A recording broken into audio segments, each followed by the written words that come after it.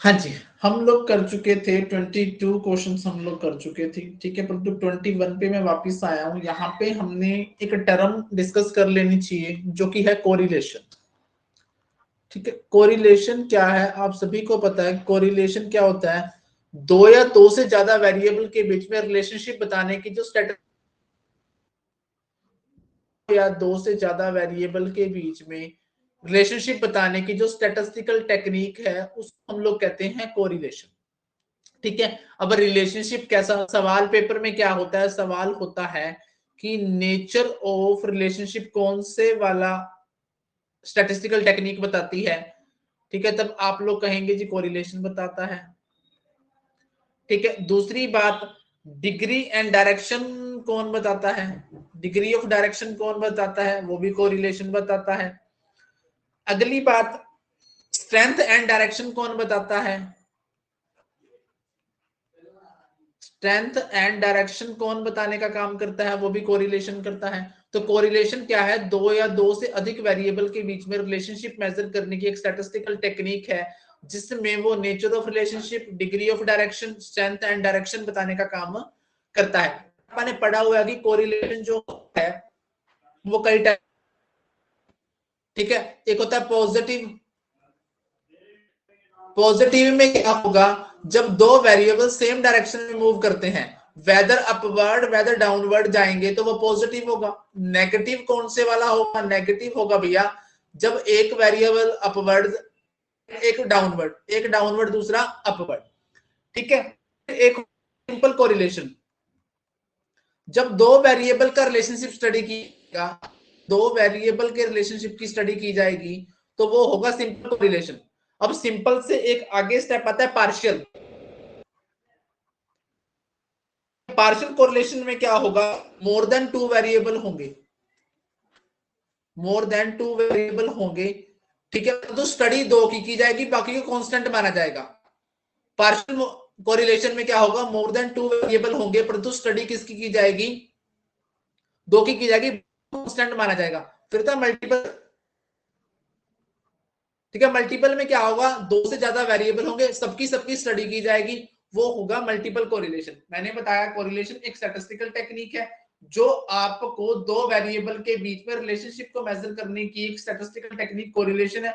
Correlation हमें nature of relationship, degree of direction, strength and direction बताने का काम होता है। ये पॉजिटिव हो सकता है जब दोनों वेरिएबल सेम डायरेक्शन में मूव करें, नेगेटिव अपोजिट डायरेक्शन में, सिंपल दो वेरिएबल की study, partial more than two variable, but study एक टाइम पे दो की, बाकी कांस्टेंट माने जाए। मल्टीपल में मोर देन टू वेरिएबल, ठीक है। स्टडी सारे के सारे की जाए, उसको हम लोग क्या कहते हैं, कोरिलेशन कहते हैं, ठीक है जी। फिर उसके बाद मैंने आपको बता दिया था कि कोरिलेशन को हम लोग शो करते हैं भैया सिंबल आर से, ठीक है। कोफिशिएंट ऑफ डिटरमिनेशन होता है explained variance by total variance, R square से डिनोट किया जाता है।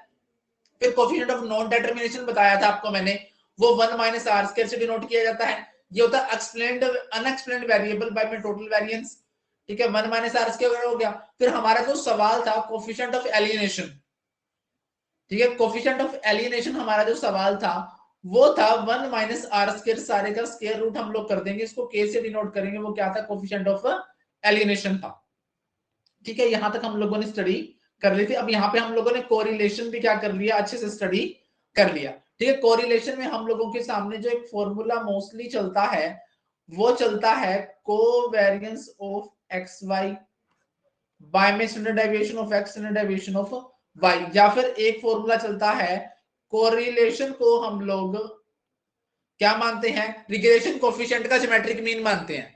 सवाल क्या लिखा आता है कि correlation coefficient is the geometric mean of which, तो हम लोग कहेंगे correlation is the geometric mean of the regression coefficient, उसके लिए ये फॉर्मूला यूज करते हैं, ठीक है। फिर आपको इसकी रेंज पता है -1 और +1 के बीच में रहती है, किसकी रेंज, कोरिलेशन की, ठीक है। ये हाई डिग्री होता है, मॉडरेट होता है, लो होता है, जीरो होता है, ठीक है। जीरो कब होगा, जब दो वेरिएबल के बीच में कोरिलेशनशिप नहीं होगा। अब जीरो वाले को बोलेंगे हम लोग, क्या बोलेंगे, क्या बोलेंगे भैया, नॉनसेंस बोलेंगे, ठीक है। नॉनसेंस कोरिलेशन बोलेंगे कब, जब दो वेरिएबल के बीच में कोई रिलेशनशिप ना हो। जब हाईली कोरिलेटेड होंगे तो हाई होगा, ठीक है। लो वेरिएबल में लो होगा, मॉडरेट में मॉडरेट होगा। हाँ जी, अगला अपन ने पढ़ा था power of statistical hypothesis testing is denoted by 1 minus beta बताया था। हाँ जी, 1 माइनस बीटा बताने से पहले मैंने आपको दो टाइप के एरर बताए थे।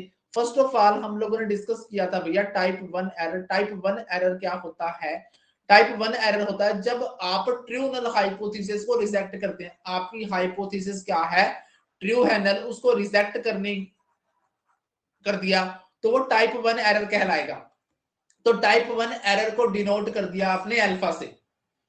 Probability of rejecting a true null hypothesis is called type 1 error, उसको आपने डिनोट कर दिया अल्फा से।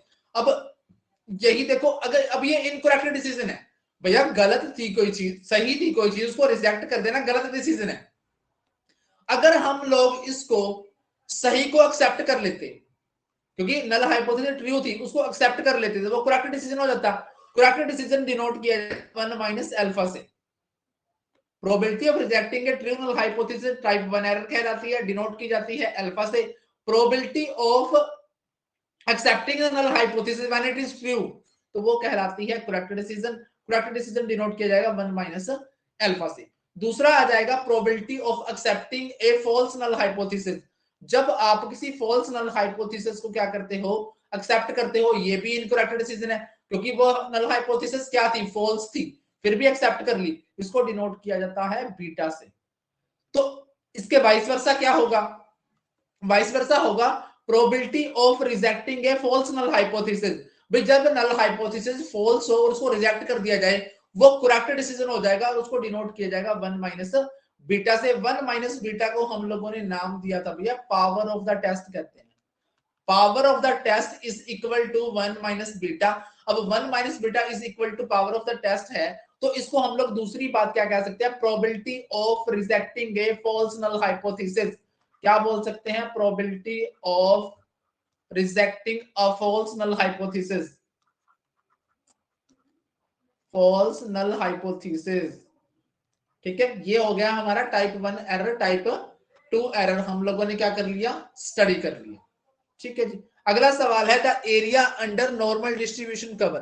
ठीक है, जब भी आप नॉर्मल डिस्ट्रीब्यूशन का कर्व बनाते हो, जैसे फॉर एग्जांपल ऐसे हमारा नॉर्मल डिस्ट्रीब्यूशन कर्व है, ठीक है, तो यहां से जहां जहां ये मोड़ खाता है, ठीक है, वहां वहां इसका एरिया डिसाइड होता है। ठीक है, वहां वहां इसका कितना एरिया डिसाइड होता है। हमसे क्या पूछा? 3 पूछा है। देखो एरिया कैसे लिखते हैं हम लोग इसके अंतर्गत? एरिया इसमें हम लिखते हैं x bar plus minus 1 S D, x bar plus minus 2 S D, x bar plus minus 3 S D.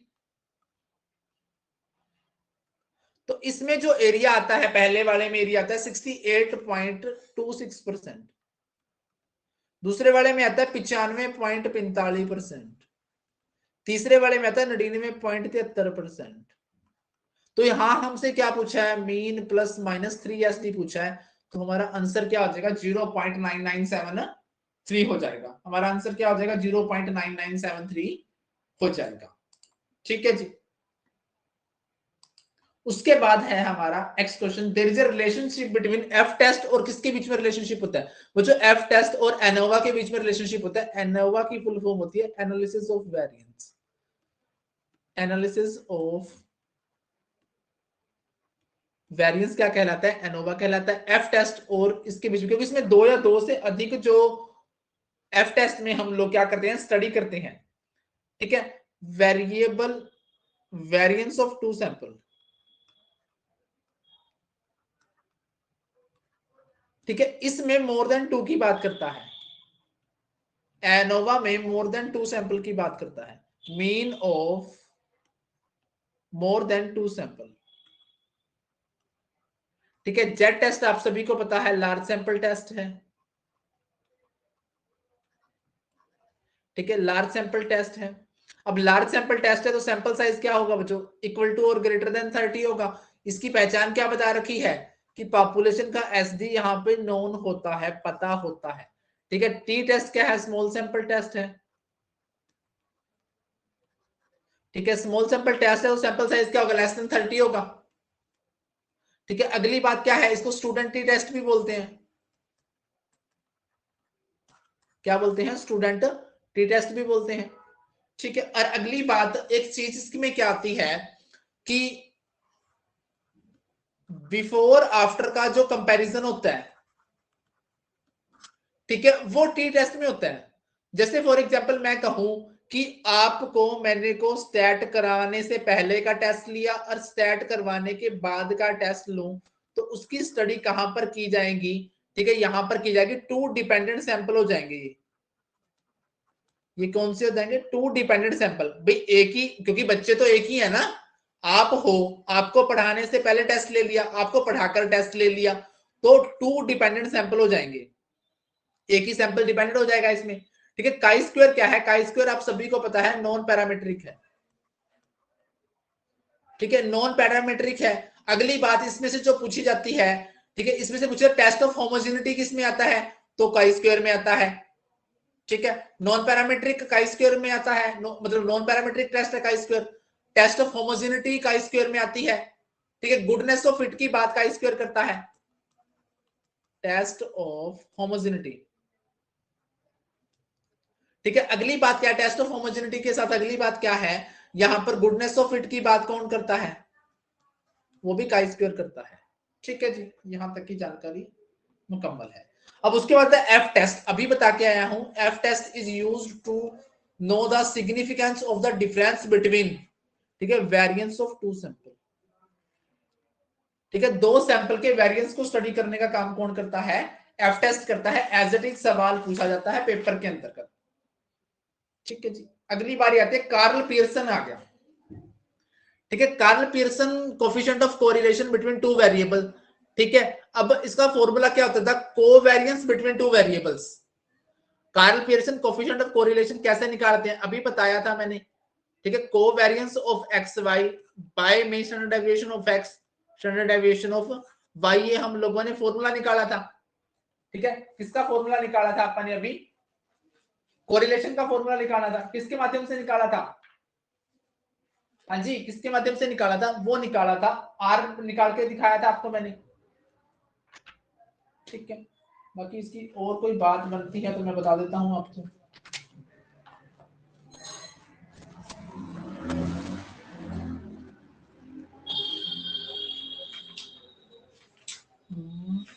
एक सेकंड रुकेंगे।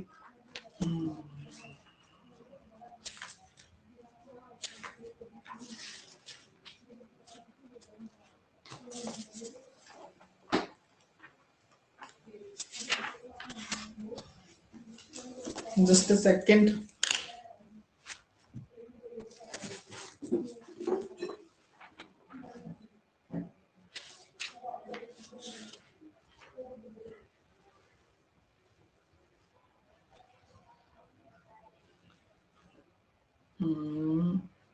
ओके, हाँ जी, हम लोग कोरिलेशन की बात कर रहे थे जी। पहले एक चीज मेरे दिमाग से निकल गई, जो हमारा कोरिलेशन होता है,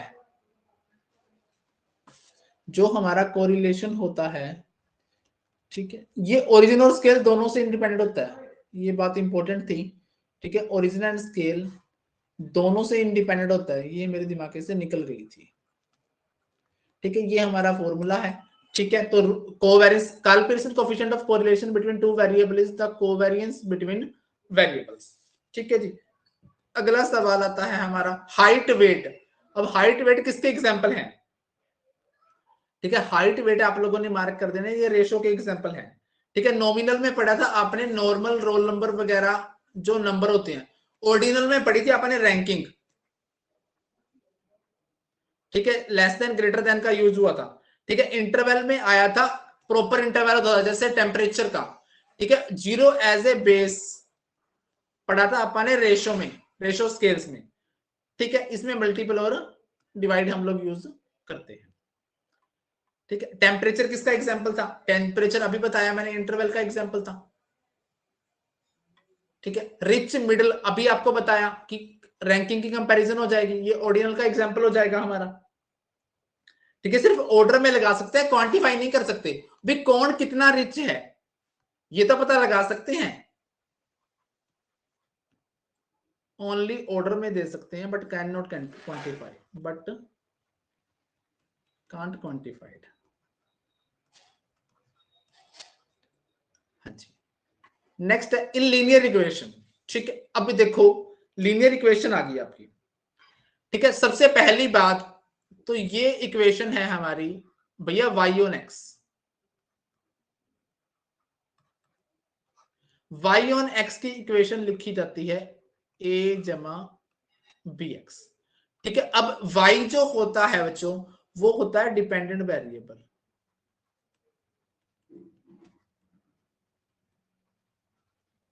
ठीक है, x जो होता है वो है इंडिपेंडेंट वेरिएबल।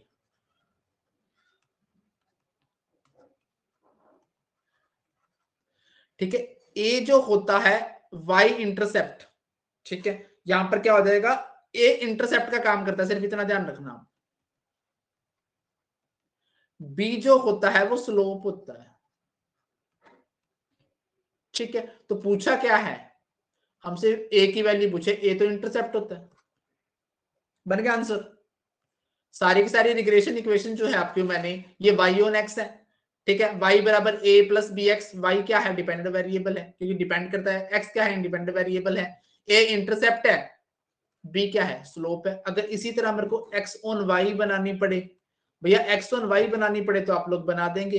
कैसे बना देंगे, x बाहर रखेंगे, a जमा बी वाई कर देंगे। ठीक है, अब x क्या बन गया, डिपेंडेंट वेरिएबल बन गया। ठीक है, y क्या बन गया, इंडिपेंडेंट वेरिएबल बन गया। ठीक है, a इंटरसेप्ट ही रहेगा। ठीक है, b आपका स्लोप ही रहेगा। बताओ कोई दिक्कत हो यहां तक? हाँ जी, मजा आ रहा है सभी को स्टार्ट करने में? हाँ जी, आगे आती हैं वैल्यूज। ठीक है, अब वैल्यू आपको सिखा रखी है मैंने ये सारी की सारी। ठीक है, ये 9.5 वाली वैल्यू है हमारी 0.5%, 1%, 5%, 10%, 20%, 25%। ठीक है, देखो 1% पे 2.57 अगर आपको याद हो तो। ठीक है,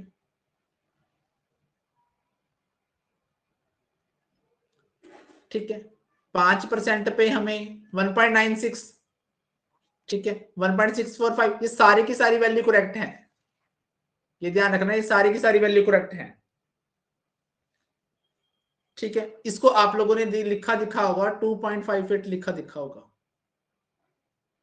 ठीक है जी, अगले बात में आता है हमारा एसिम्प्टोटिक वर्ड से क्या मतलब है।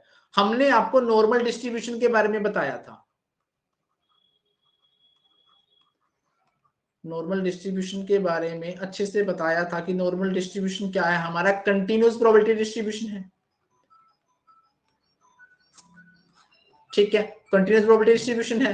इसको, मेरा सवाल आपसे ये है कि इसको किसने दिया था? ठीक है, इसको डेवलप करने का काम तो गोज ने किया था बाद में। ठीक है, जिसकी वजह से इसको गोजियन डिस्ट्रीब्यूशन कहा जाता है। इसको स्टार्टिंग में किसने डेवलप किया था? कमेंट करना।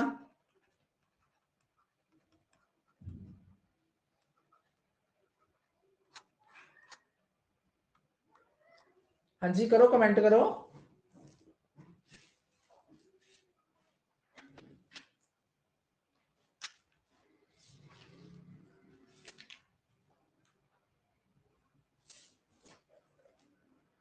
हाँ जी, आप लोग सभी भूल गए हो। ठीक है, इसको दिया था अब्राहम डी मोविर ने 1733 में। ठीक है, बाद में इसको डिस्कवर कर रीडिस्कवर करने का काम किसने किया था? वो किया था लैपलेस एंड कार्ल गोज ने।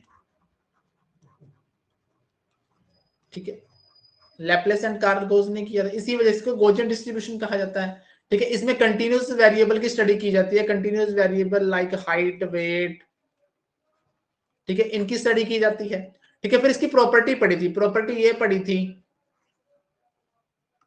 कि ये बेल शेप्ड होता है, मतलब इसका अगर हम कर्व बनाते हैं, ठीक है, ये बेल शेप्ड होता है। ठीक है, यूनिमोडल होता है, मीन मीडियन मोड बराबर होते हैं। Asymptotic to the X axis, भी एक्स एक्सिस को छूने का प्रयास करता है परंतु छूता नहीं है, it never touches the X axis. ठीक है, ये आपको पढ़ाया था। फिर आपको ये भी पढ़ाया था कि ये क्यू डी के बराबर कितना होता है, एस डी के बराबर कितना होता है, एम डी के बराबर कैसे होता है, ये सारी चीजें मैंने आपको पढ़ा दी थी। Parameter of binomial distribution. अब बाइनोमियल डिस्ट्रीब्यूशन क्या होता है, ठीक है, इसके बारे में थोड़ी सी हम लोग चर्चा कर लेते हैं। बाइनोमियल डिस्ट्रीब्यूशन क्या होता है?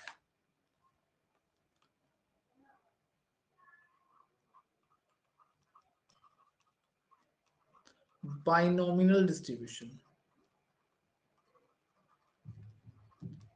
ठीक है, बाइनोमियल डिस्ट्रीब्यूशन क्या है? ये हमारा एक डिस्क्रीट प्रोबेबिलिटी डिस्ट्रीब्यूशन है।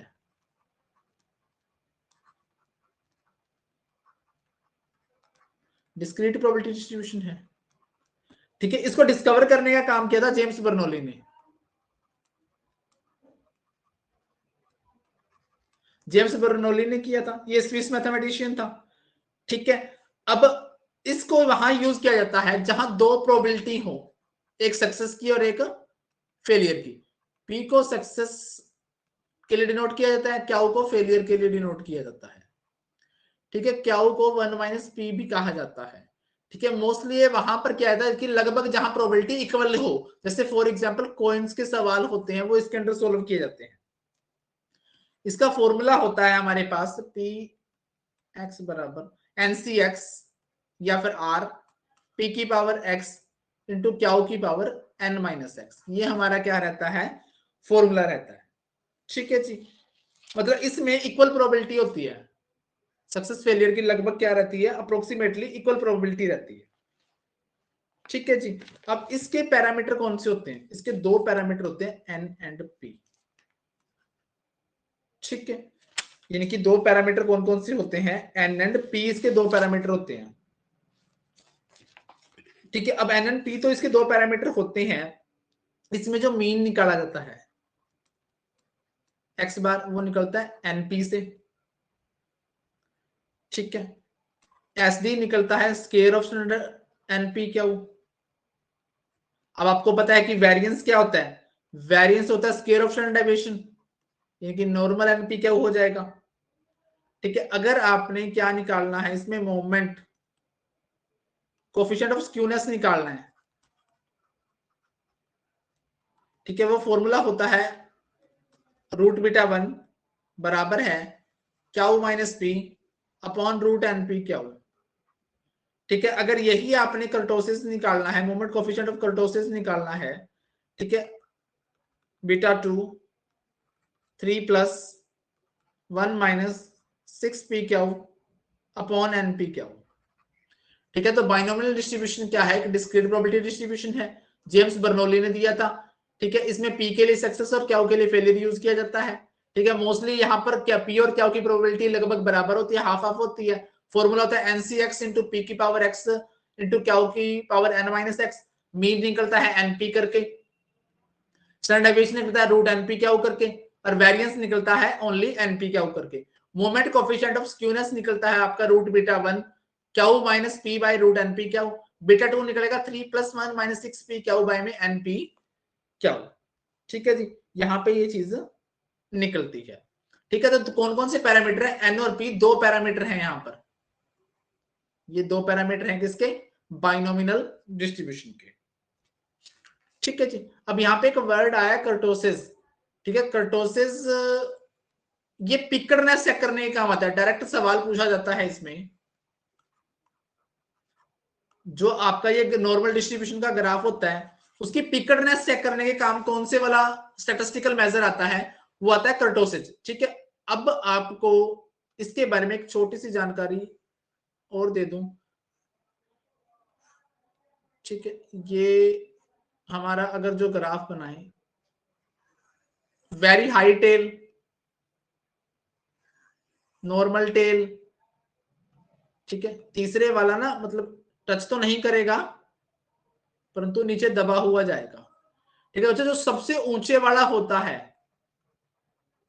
इसको बोलते हैं प्लेटोकर्टिक, कंगारू की तरह ऊंचा। नॉर्मल वाले को बोलते हैं मेसोकर्टिक, नीचे वाला होता है लेप्टोकर्टिक। एम आई राइट? या गलत? कोई बताएगा मेरे को कि मैं सही हूं या गलत?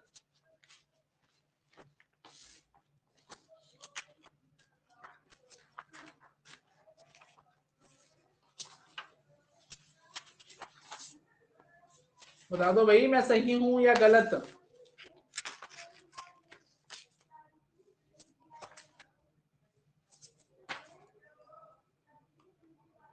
यहां लेप्टो आएगा,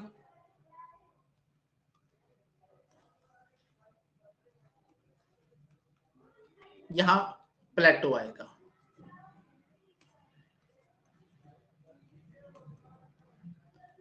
ठीक है, चलो इसके साथ मिलता जुलता एक सवाल और बता दूं मैं। ठीक है, देखो जब बीटा 2 -3,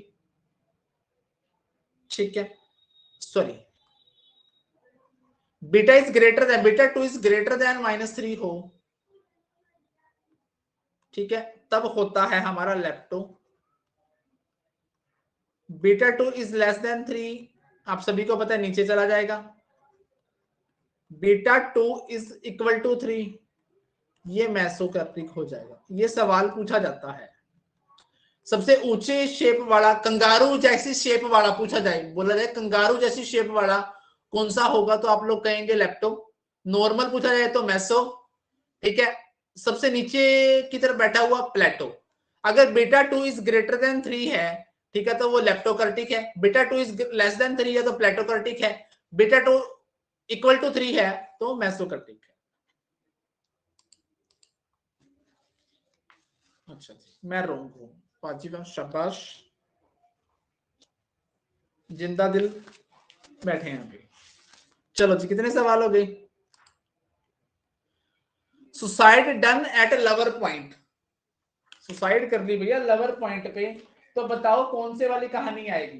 कहानी आएगी पॉइजन डिस्ट्रीब्यूशन की। अब पॉइजन डिस्ट्रीब्यूशन क्या होता है, इसकी तरफ भी थोड़ी सी अगर हम लोग पंजाबी में कहें छाती मार लें तो it will be well and good. हाँ जी, पॉइजन डिस्ट्रीब्यूशन,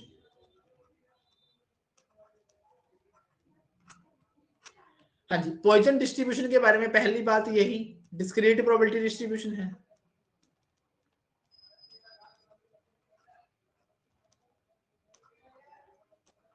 अगली बात है, इसमें रेयर इवेंट की स्टडी की जाती है।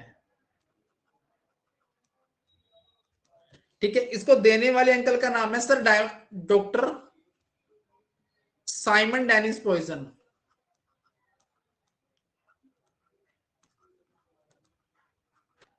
$1837। ये है कौन बंदा? French mathematician. ठीक है, रेयर इवेंट्स को स्टडी करने के लिए हम लोग यूज करते हैं पॉइजन डिस्ट्रीब्यूशन। ठीक है, पॉइजन डिस्ट्रीब्यूशन का फॉर्मूला आप लोगों को ध्यान रखना है,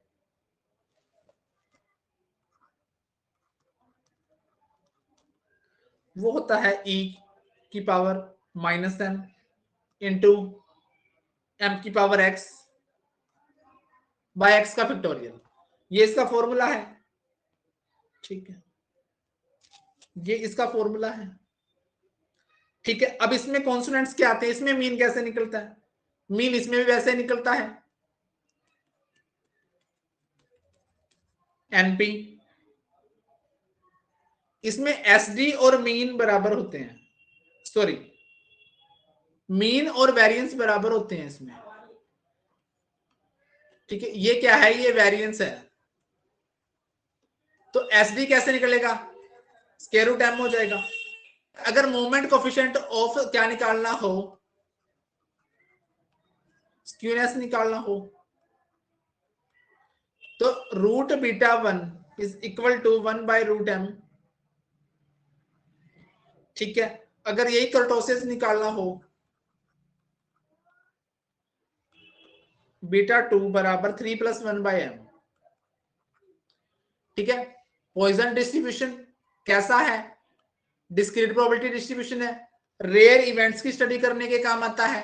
1837 में ये दिया था, French mathematician doctor Simon Denis Poisson ने दिया था। इसका फॉर्मूला है e की पावर -m इंटू m की पावर x बाय x का फैक्टोरियल। इसका फॉर्मूला है x बार और m, या फिर मीन निकालते हैं तो np से। इसमें मीन और वेरिएंस बराबर होते हैं, वेरिएंस का साइन है square of standard deviation, SD कैसे निकलता है, रूट एम करके निकलता है। मोमेंट कोफिशिएंट ऑफ स्क्यूनेस निकालना हो तो कैसे निकलेगा, root beta 1 equal to 1 by root m. Kurtosis निकालना हो beta 2 equal to 3 plus 1 by m करके क्या निकल जाएगा हमारा, ये निकल जाएगा। ठीक है जी, चलो जी, अब इसका आंसर क्या बनेगा, suicide done at lover point. भैया लवर पॉइंट पे रेयर ही लोग सुसाइड करने जाते हैं, ठीक है, तो पॉइजन डिस्ट्रीब्यूशन। अब पॉइजन रेयर इवेंट के लिए यूज हो गया, इसकी तो कहानी बता दी आपने, ठीक है। बाइनोमिनल के लिए मैंने अभी बताया कि इसमें कौन से सवाल हम लोग टैकल करते हैं, कॉइंस वगैरह वगैरह वाले। इसमें सक्सेस और फेलियर की प्रोबेबिलिटी लगभग इक्वल के बराबर होती है। इसमें कंटिन्यूस वेरिएबल स्टडी करते हैं, लाइक हाइट, वेट, ये स्टडी किए जाते हैं। हाँ जी, अब कोरिलेशन रेफर्स टू, ठीक है, कोरिलेशन का मतलब क्या है, दो एसोसिएशन बिटवीन टू वेरिएबल।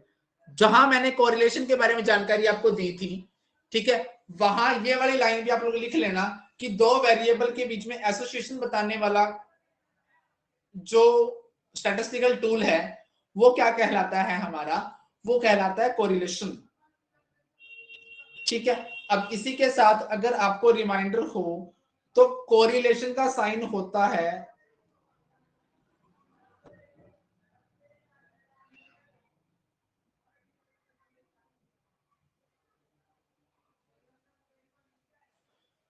हाँ जी, दो वेरिएबल के बीच में एसोसिएशन बिटवीन टू वेरिएबल बताने वाला भी कौन है, कोरिलेशन। अब कोरिलेशन का साइन था आर, कोफिशिएंट ऑफ डिटरमिनेशन का साइन था आर स्क्वायर, ठीक है। 1 माइनस आर स्क्वायर था coefficient of non determination, 1 minus r square का स्क्वायर रूट था कोफिशिएंट ऑफ एलिमिनेशन, ठीक है। R correlation r square coefficient of determination, coefficient of non determination 1 minus r square, 1 minus r square का square root coefficient of elimination का formula बताया था। ठीक है जी, अगला सवाल है विच of the following indicate strongest relationship. अब स्ट्रॉन्गेस्ट रिलेशनशिप कौन सा होगा, स्ट्रॉन्गेस्ट रिलेशनशिप होगा, वैसे तो आर स्क्वायर बराबर 1 हो वो स्ट्रॉन्गेस्ट रिलेशनशिप होता है, ठीक है। स्ट्रॉन्गेस्ट रिलेशनशिप का मतलब है यहां पर आपको डिटरमिनेशन बताना है, ठीक है, क्योंकि आप सभी को पता है कि आर की वैल्यू ग्रेटर देन 1 नहीं हो सकती, तो स्ट्रॉन्गेस्ट कौन से वाला होगा, आर स्क्वायर की वैल्यू 1 आए तो वो क्या होगा, स्ट्रॉन्गेस्ट होगा। नेक्स्ट है विच ऑफ द फॉलोइंग में have an adverse effect on correlation coefficient के ऊपर बुरा प्रभाव किस चीज का पड़ेगा। अगर हम लोग क्या कर दें, too many people in correlation, ज्यादा लोग हों, restricting the range of possible scores, the score of one variable is more, negative relationship, इसका भी कोई गलत प्रभाव नहीं है, ठीक है। स्कोर ऑफ वन वेरिएबल ज्यादा हो कम हो कोई गलत प्रभाव नहीं है, टू मैनी पीपल ज्यादा लोग हो तो उससे कोई मतलब नहीं है, तो किसका गलत प्रभाव पड़ेगा, इसका गलत प्रभाव पड़ेगा restricting the range of possible score. Possible score की रेंज अगर हम रिस्ट्रिक्ट कर देंगे यानी कि दायरा लिमिटेड कर देंगे तो उसका क्या पड़ेगा, आपके कोरिलेशन वेरिएबल के कोरिलेशन के ऊपर क्या पड़ेगा, एडवर्स इंपैक्ट पड़ेगा।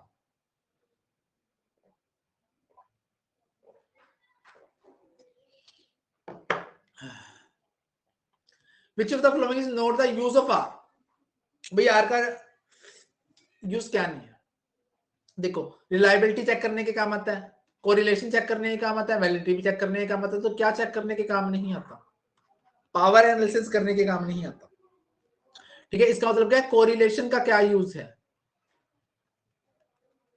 ठीक है। प्रोबेबल एरर रिलायबिलिटी चेक करने के काम आता है, मैंने आपको बताया हुआ है कि प्रोबेबल एरर है जो वो रिलायबिलिटी चेक करने के काम आता है, ठीक है। वैलिडिटी के बारे में बताया हुआ है कि कोई चीज वैलिडिटी कब कहलाएगी, जब वो सिमिलर रिजल्ट हर बार देगी, ठीक है। प्रोबेबल एरर का फॉर्मूला क्या था, 0.6745 into 1 minus r square by में रूट एन, ठीक है। इसी से अगर काट के मैं 0.6745 काट दूं तो 1 minus r square root n क्या बन जाएगा, स्टैंडर्ड एरर बन जाएगा। तो प्रोबेबल एरर आप क्या लिख सकते हो, स्टैंडर्ड एरर गुना 1 minus r square root n भी लिख सकते हो, ठीक है जी, ओके। हाँ जी, which of the following will not allow you to calculate r, ठीक है। एक चीज और भैया वहां पे एक चीज जब कोरिलेशन पढ़ा था एक चीज और रह गई, ठीक है। अब जब सेम प्रोपोर्शन में चेंज हो दो वेरिएबल में, जब वेरिएबल में दोनों में सेम प्रोपोर्शन में चेंज हो तो उसको बोलते हैं लीनियर कोरिलेशन। जब दो वेरिएबल में सेम प्रोपोर्शन में चेंज हो, सेम अनुपात में, तो वो होता है लीनियर। जब सेम प्रोपोर्शन में ना होगा तो उसको बोलेंगे नॉन लीनियर। अब नॉन लीनियर को आप लोग क्या कह सकते हो, कर्वी लीनियर भी कह सकते हो। Will not allow you to calculate r, r में तो किसमें नहीं आएगा, आर कर्वी लीनियर में आप प्रॉपर कैलकुलेट नहीं कर पाएंगे।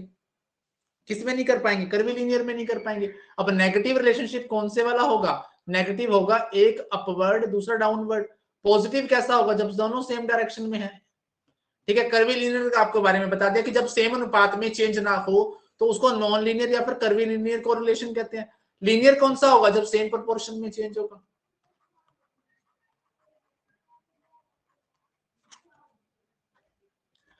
हाँ जी, नेक्स्ट है क्याउडी। अब क्याउडी के बारे में कहानी तो मैंने आपको बता रखी है। क्याउडी होता है बच्चों 5/6 MD के, क्याउडी होता है 2/3 SD के। ठीक है, तो MD क्या हो जाएगा, MD हो जाएगा 6/5 क्याउडी के। ठीक है, अगली बात, तो SD क्या हो जाएगा, 3/2 क्याउडी से हो जाएगा। ऐसे बन सकती है कहानी। तो क्या है, दोनों ही सही है, 5/6 MD के बराबर है। ठीक है, 2/3 SD के बराबर है, तो आंसर क्या हो जाएगा, बोथ हो जाएगा हमारा, कोई दिक्कत नहीं इसमें। तो अगली है, विच among the following statement is wrong, कौन से वाली रॉन्ग है, कौन से वाली रॉन्ग है। ठीक है, ये बतानी है। ठीक है, देखो अभी आपको मैंने बताया कि आपका जो क्याउडी होता है वो 2/3 SD के बराबर होता है। अगर मैं कहूं कि बच्चों इसको खोल दो, क्रॉस मल्टीप्लाई कर दो, तो आपके सामने रिजल्ट आता है 3 क्याउडी 2 SD। पहले वाला ठीक हो गया।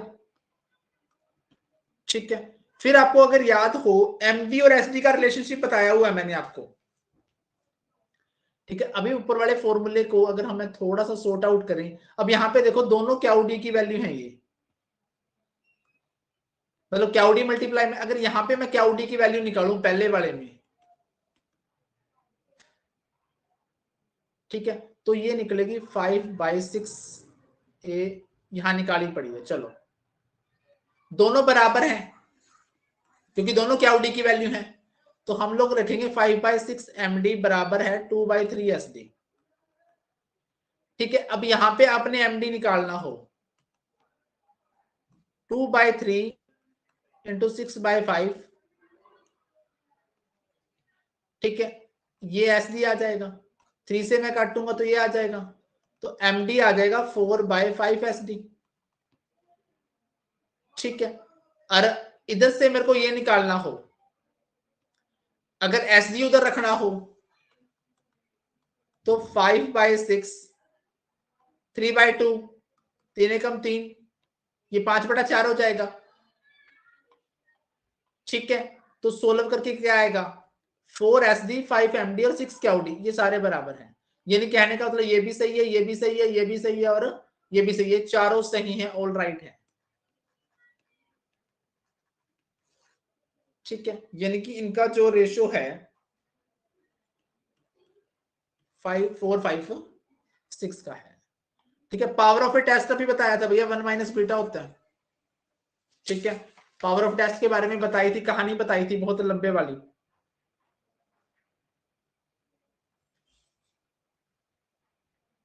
हाँ जी, पावर ऑफ टेस्ट बताया था, probability of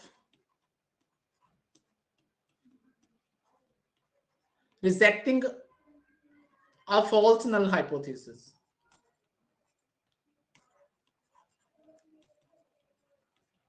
false null hypothesis को रिजेक्ट करने की प्रोबेबिलिटी 1 - बीटा कहलाती थी, जिसको आप लोग पावर ऑफ द टेस्ट बोलते हैं। हाँ जी, एक चीज और मैं वहां पे डिस्कस करना भूल गया बच्चों, एक चीज याद हो आपको, हम लोग लेवल ऑफ सिग्निफिकेंस को भी अल्फा बोलते हैं।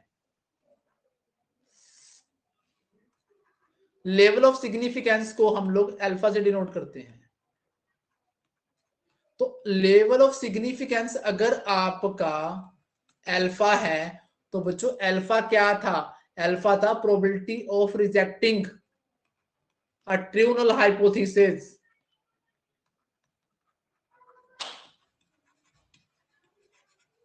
ट्रू नल हाइपोथेसिस को रिजेक्ट करने की प्रोबेबिलिटी क्या थी, टाइप 1 एरर थी। कनेक्शन देखिए, probability of rejecting a true null hypothesis type 1 error है, टाइप 1 को एरर को अल्फा बोलते हैं। अल्फा को हम लोग लेवल ऑफ सिग्निफिकेंस भी बोल सकते हैं, क्योंकि लेवल ऑफ सिग्निफिकेंस को हम लोग डिनोट करते हैं अल्फा से। यानी इसका मतलब ये लेवल ऑफ सिग्निफिकेंस वो वैल्यू होती है जितने परसेंट वैल्यू पे हम लोग ट्रू नल हाइपोथेसिस को रिजेक्ट करना चाहते हैं। जैसे फॉर एग्जांपल मैं कहूं 5% सिग्निफिकेंस लेवल पे चेक करना है, तो 5% हमारा लेवल क्या है, वो 5% अल्फा है, जिस पर हम लोग ये चेक करना चाहते हैं कि जो नल हाइपोथेसिस है हमारी, ट्रू नल हाइपोथेसिस है, उसको रिजेक्ट कर सकते हैं या नहीं कर सकते। इसका मतलब क्या हुआ, इसका मतलब ये हुआ कि 5% सिर्फ डाउट है, रिजेक्ट करने का 95% हम लोग कॉन्फिडेंस लेवल पे हैं।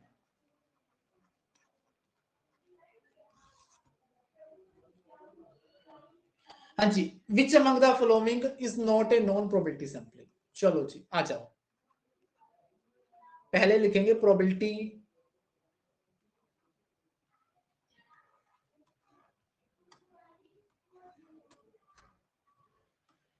हाँ जी probability sampling.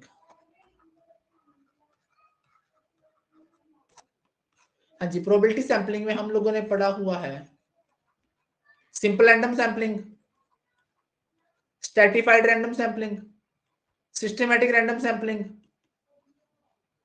Cluster, multi stage. ठीक है, ये हो गया। अब सिंपल रैंडम सैंपलिंग के दो पार्ट किए थे, विद रिप्लेसमेंट, विदाउट रिप्लेसमेंट। ठीक है, अब आ जाओ नॉन प्रोबेबिलिटी की तरफ। नॉन प्रोबेबिलिटी में कौन कौन से हो सकते हैं बच्चों, कन्वीनियंस, जजमेंटल, ठीक है, कोटा, एक्सटेंसिव, डायमेंशनल, स्नोबॉल। हाँ जी, कन्वीनियंस को हम लोग चंक सैंपलिंग भी कहते हैं। ठीक है, तो हमसे कौन सा नॉट नॉन प्रोबेबिलिटी, देखो रैंडम सेम है, स्ट्रैटिफाइड सेम है, मल्टी स्टेज सेम है, तो नॉन प्रोबेबिलिटी सैंपलिंग कौन सी हो जाएगी हमारी, snowball will be the right answer. Two tail test both directional होते हैं। ठीक है, टू टेल टेस्ट का हम लोगों ने ग्राफ छापा हुआ है। ठीक है, ये दो टेल है, राइट टेल लेफ्ट टेल, ये यहां से गुजारे, राइट टेल लेफ्ट टेल, ये दो टेल है, ये बोथ डायरेक्शनल होता है। ठीक है, the mean of sampling distribution of means, the mean of sampling distribution of means equal to population mean. कहता है mean of sampling distribution of means, mean of sampling distribution of means है, अगर आप उनका मीन निकालोगे तो वो population का मीन आएगा, तो वो क्या है, ट्रू है। अब एनपी क्या हो, किसका वेरिएंस है, मैंने अभी पढ़ाया आपको बच्चों, एनपी क्या हो, वेरिएंस है बाइनोमिनल डिस्ट्रीब्यूशन का। तो बाइनोमिनल डिस्ट्रीब्यूशन का मीन क्या था, एनपी था। एसडी क्या था, रूट एनपी क्या होता, तो वेरिएंस क्या होगा, नॉर्मल एनपी क्या होगा, बताओ भाई कोई दिक्कत हो तो। मीन आपका एनपी है, स्टैंडर्ड डेविएशन रूट एनपी क्या हुआ है, वेरिएंस आपका एनपी क्या हुआ है, नॉर्मल। आ जाओ भी, मूवमेंट कोफिशिएंट ऑफ स्क्यूनेस निकालना है।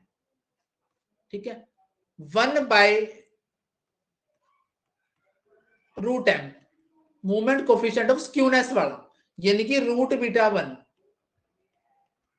किसके बराबर था, किसका था ये पॉइजन का था। पॉजिटिवली स्क्यूड डिस्ट्रीब्यूशन कौन से वाला होता है, हाँ जी, जो पॉइजन डिस्ट्रीब्यूशन होता है वो ऑलवेज पॉजिटिवली स्क्यूड डिस्ट्रीब्यूशन होता है। ठीक है, जो पॉइजन डिस्ट्रीब्यूशन होता है ऑलवेज क्या होता है हमारा, पॉजिटिवली स्क्यूड डिस्ट्रीब्यूशन होता है। ठीक है, इसके बारे में एक छोटी सी जानकारी।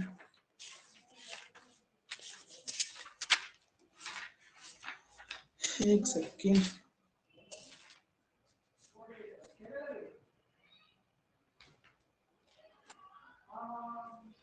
ओके, इसके बारे में एक छोटी सी चीज आप लोग याद कर लेंगे। जो इनकी शेप है, जो बाइनोमिनल की शेप जो होती है वो सिमेट्रिकल और एसिमेट्रिकल कोई भी हो सकती है।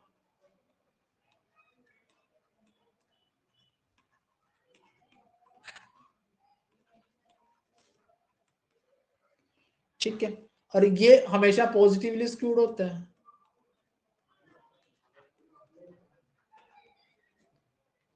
नॉर्मल क्या होता है? नॉर्मल परफेक्टली सिमेट्रिकल होता है।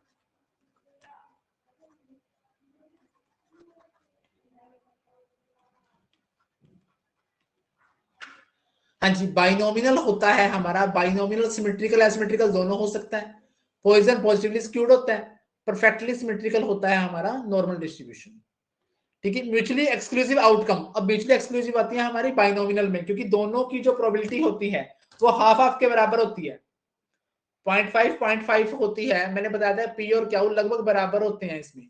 तो म्यूचुअली एक्सक्लूसिव आउटकम किस में आएंगी? बाइनोमिनल में आएंगी। लो जी, आज का आखिरी सवाल, फाइंड मीन निकालना है।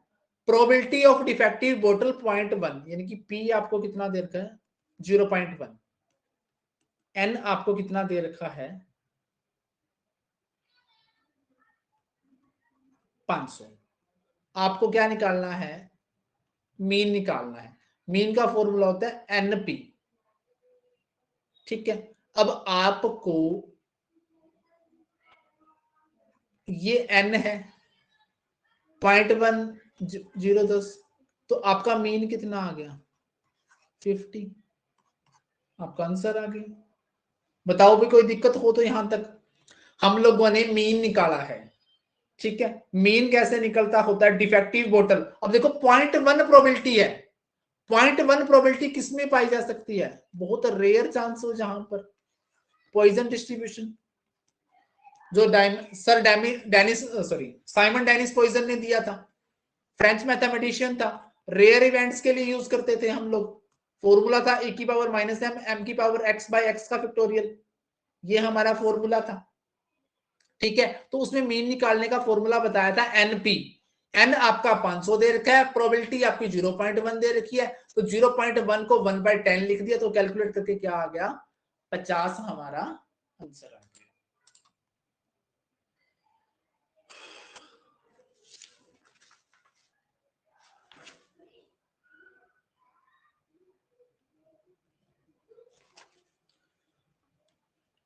हाँ जी, क्या बोलते हो? काफी है, चले गाड़ी और?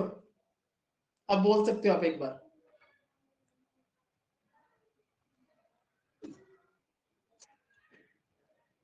आंसर करवा दो आगे।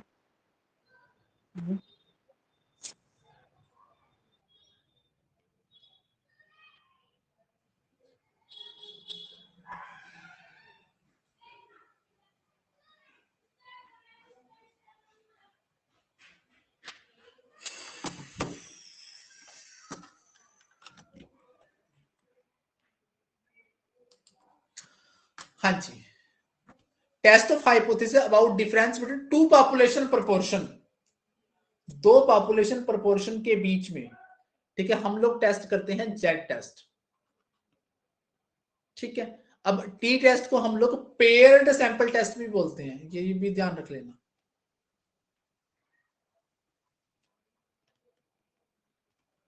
ठीक है, दो पॉपुलेशन प्रोपोर्शन के बीच में डिफरेंस को हम लोग टेस्ट करने का काम करते हैं जेड टेस्ट में, जो कि आपका एक क्या है? लार्ज सैंपल टेस्ट है। Degree of freedom in case of independent sample. Independent sample के केस में डिग्री ऑफ फ्रीडम क्या होती है? ठीक है, डिग्री ऑफ फ्रीडम होती है n1 प्लस n2 माइनस 2, क्योंकि दो इंडिपेंडेंट सैंपल हैं, तो उस केस में डिग्री ऑफ फ्रीडम हमारी निकलती है n1 प्लस n2 माइनस 2 करके। ठीक है जी, अब डिग्री ऑफ फ्रीडम की बात आ गई, तो डिग्री ऑफ फ्रीडम अगर आपसे इनमें पूछ ले, काई स्क्वायर में, बाइनोमिनल, पॉइजन, और नॉर्मल के भी के लिए डिग्री कैसे कैलकुलेट करते हैं ये पूछ ले, ठीक है, तो आप लोगों को कहना है n-1, n-2, n-3,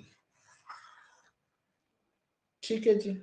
उसके बाद टेस्ट ऑफ होमोजेनिटी। अब टेस्ट ऑफ होमोजेनिटी के बारे में तो आपको मैंने पहले ही बता दिया था, काई स्क्वायर। अब काई स्क्वायर टेस्ट ऑफ होमोजेनिटी के साथ साथ क्या है, ये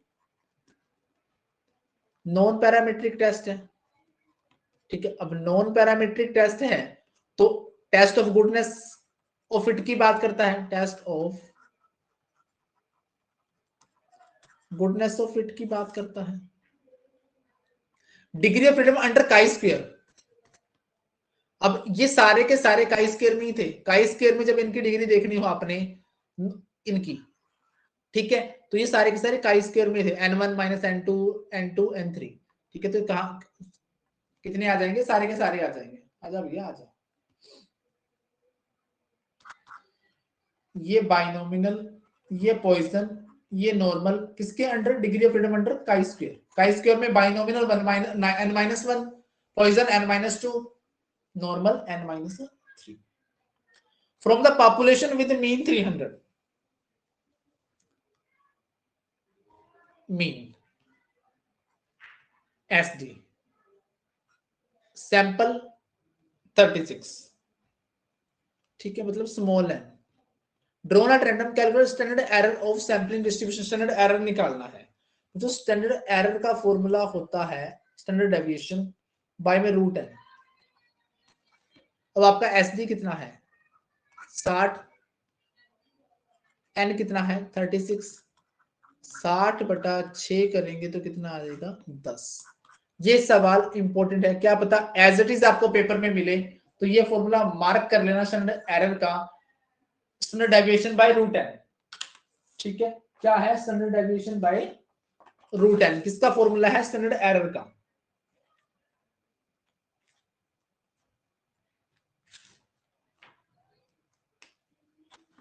ठीक है जी। नेक्स्ट है for a hypothesis testing alpha 0.05 and beta is 0.10 power of the test. अब पावर ऑफ द टेस्ट बता रखा है 1 माइनस बीटा 0.90, खत्म सवाल। क्या थी power of the test, power of the test थी 1 माइनस बीटा। 1 माइनस बीटा क्या था, probability of rejecting a false null hypothesis which is denoted by 1 minus beta, ठीक है। ये सवाल भी इंपॉर्टेंट है, इसमें तो सिर्फ एक तालमेल सा बना के ध्यान रखना है। कहता sample sum of variance of square, sum of variance of square within the sample, दो टर्म पकड़नी है, एक विद इन द सैंपल, ठीक है, sum of square of deviation between the sample, एक पकड़नी है बिटवीन द, एक विद इन द सैंपल, एक बिटवीन द सैंपल। आपने फॉर्मूला क्या यूज करना है, ठीक है, बिटवीन वाला ऊपर आएगा और विद इन वाला नीचे आएगा। अब बिटवीन वाला क्या है, देखो बिटवीन वाला है 190/12, विद इन वाला क्या है 140/12, सॉरी 140, यहां पे 2 है, बिटवीन वाले में यहां 2 है। इसको सोल्व कर दो, 190/2 गुणा 12/140, 0 कैंसल, 2 से काटूंगा 6, 2 से काटूंगा 3, 7, ठीक है, 19/57/7, 8 पॉइंट समथिंग, क्या आ जाएगा 8.14। हाँ जी, इसको ध्यान रखना है आपने, विद इन द सैंपल और between the sample. Between the sample ऊपर आएगा, विद इन द सैंपल नीचे आएगा, ये फॉर्मूला मार्क कर लेना है आपने, ठीक है। कैसे मार्क कर लेना है कि बिटवीन द सैंपल ऊपर और विद इन द सैंपल क्या आएगा नीचे आएगा।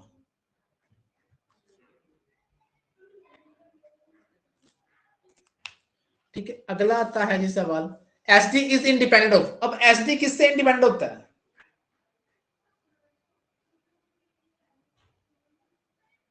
ठीक है, एसडी बताओ दोनों से होता है एक से होता है? कमेंट करना, देखते हैं थोड़ी सी आपकी याददाश्त। नैन्सी ने कहा है ए, और कोई बताओ, इतने पानी पूनी पी लो मैं 2 minute.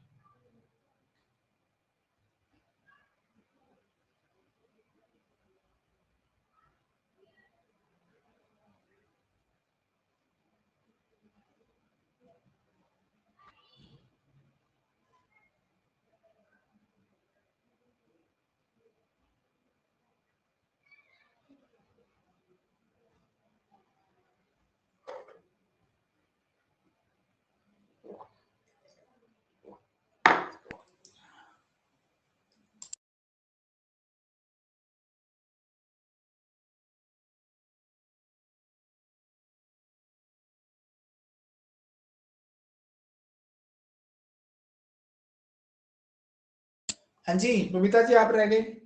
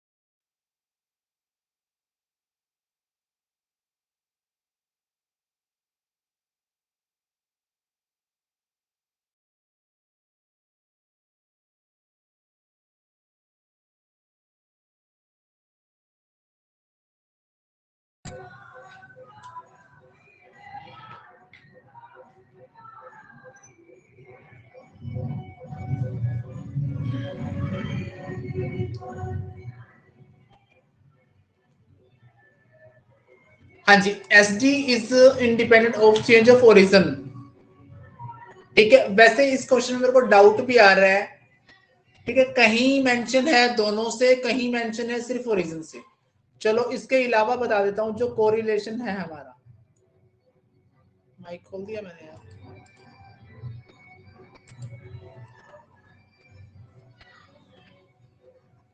Correlation is independent from both. ठीक है, ओरिजिनल स्केल, परंतु रिग्रेशन जो होता है, ठीक है, वो सिर्फ ओरिजिन से होता है, नॉट स्केल। ठीक है, एसडी का आपको कंफर्म करते हैं। हाँ जी, क्लास समाप्त करनी पड़ेगी, बीच में गाने बजाने वाले साइड में चला दिया किसी ने। ठीक है, तो डिस्टर्बेंस क्रिएट होगी।